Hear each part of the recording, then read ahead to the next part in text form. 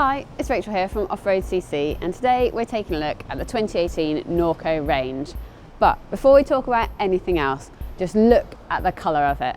I think it's one of the nicest colours I've seen on a bike in a while. Anyway, for those of you who don't care about the pretty colour of this bike, let's get on with having a proper first look at it.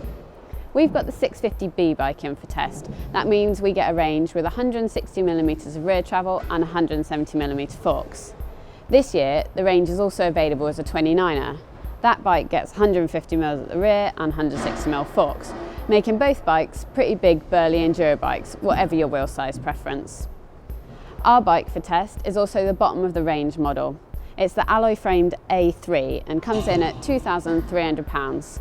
Evans, who sell Norco, aren't unfortunately bringing in the bigger wheeled version of the A3. So if you want a wagon wheeler, you're going to need to shell out 500 quid more and get aboard the A2, which still has an alloy frame, but better spec list. So for your $1 on this bike, you get a RockShox Yari fork and a Deluxe RL rear shock. To make the bike go, you get a mix of Shimano SLX kit, Sunrace 11 to 46 tooth cassette, and race face chainring and cranks. It'll be really interesting to see if this bike mixed bag of kit works well together. I reckon the Sunrace cassette is a good choice though over the SLX alternative. The Sunrace one doesn't have that big jump between the last two cogs like the Shimano cassette does. So that Shimano option jumps from a 37 tooth cog to the 46, whilst the Sunrace one moves from a 36 through the 40 to a 46 tooth cassette, which should produce a nicer transition between gears. So to stop the bike, the Norco is spec'd with Tektro HD M745 hydraulic disc brakes. These are a 4-piston brake with reach adjusts and are spec'd with 203 rotor on the front and a 180 on the rear. I've actually not used a set of these brakes before, so I'm keen to see how they perform compared to something like the SRAM Guide Rs or the Guide Ts. Elsewhere, the Range gets WTB 29mm internal width rims and Maxxis high roller 2.3 tyres. And lastly, the medium gets a 125 Transax dropper post. For 2018, it's good to see the geometry of the Range has been updated. It's got longer, lower and slacker. So it is keeping up appearances with the rest of the enduro crowd, but it still appears to be falling behind when you look closely at the numbers.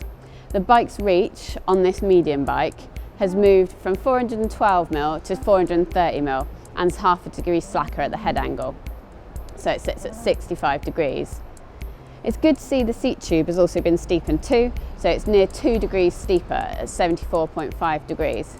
It's not super steep, but it's likely to climb much more efficiently than last year's bike. The combination of the steepened seat angle and the slightly increased reach has left the 2018 bike with only just a slightly longer effective top tube compared to the 2017 bike.